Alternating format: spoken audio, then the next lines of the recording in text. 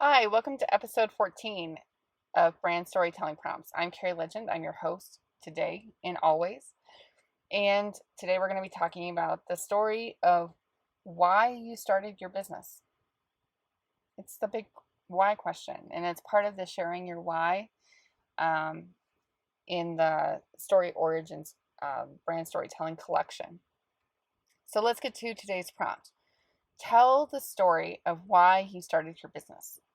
Was it out of necessity or desire? Was it a matter of you being able to do something that improved upon existing ideas, or did you come to the table with brand new concepts, designs, or ideas? What emotions did you have when you were contemplating the pros and cons of starting your business? So let's unpack that a little bit. We've got a lot of different prompted questions here to help kind of guide you through writing this story for your own brand.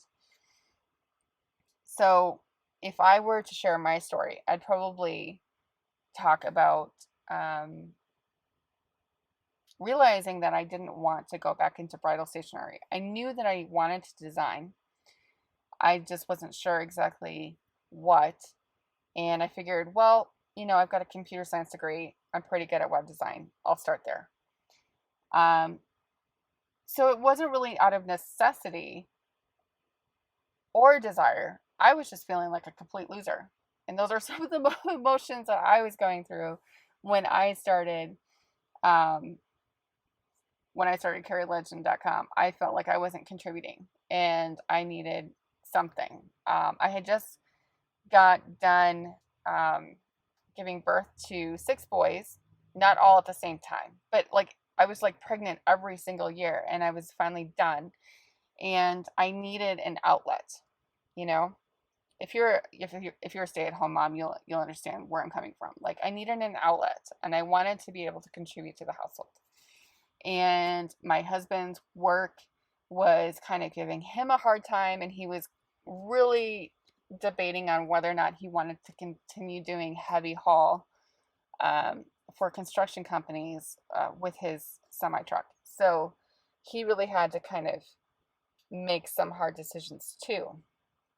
And so I was like, well, maybe if I'm successful, this could take over and we could change our lives completely, you know? And I was doing like some hobby soap making in the background, like trying to sell some of our goat's milk and use that as byproducts, for other things. And that was pretty successful. And I was like doing okay. I was like, all right, well, I can do something. But I was like, I really want to make like an impact, like if I'm going to do it, I want to do it right. So my story wasn't really necessity or desire, but it was just kind of like somewhere in between. Like I needed something and I wanted something, but it just kind of like all gelled together at the same time.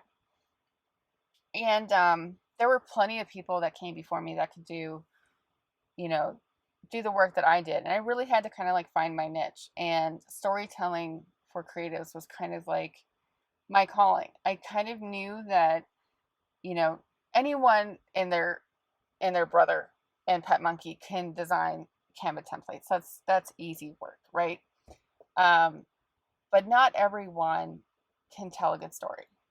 Not everyone can coach to that. Not everyone understands the difference between telling and showing.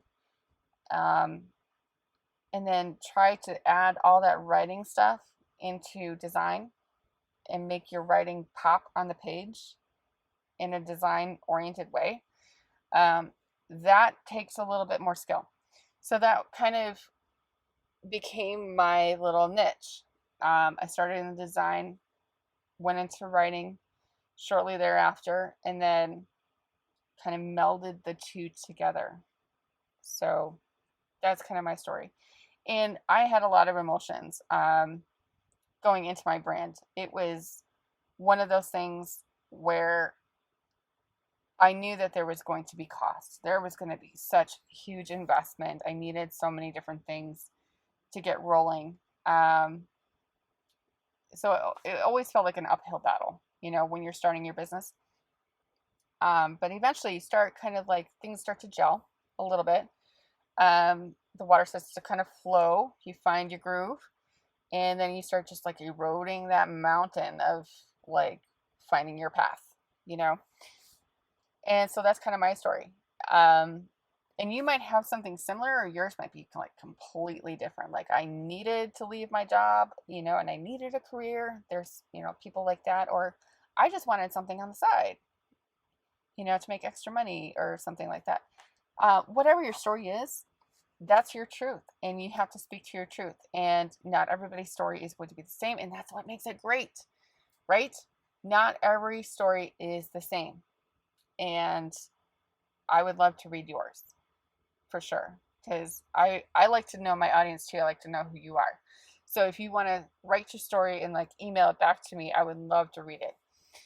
I've got some links in the description to the video for you to check out. Some are free, some are not. I would love to have your support. Either way, you can sign up for those.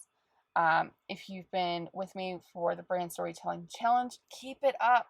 You're doing so great. I know that you can do this. I know that writing stories is hard sometimes, and I know that it takes persistence and consistency. So try to stick with it and keep up. If you found the video helpful, or if you found my own storytelling just off the cuff, because rarely anything that I do is scripted, unfortunately. Given the time constraints that I have in my life with my 6 children, hardly anything is scripted. That's the truth. Okay.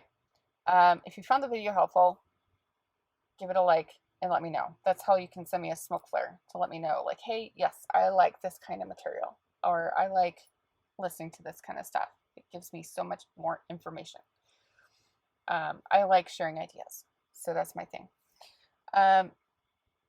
Like and subscribe if you would.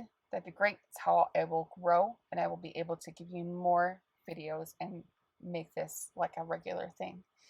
And as always, thank you very much for being here. Thank you very much for watching the videos. I appreciate your attention and I value your time. So look forward to seeing you again here on the channel soon. Thanks again.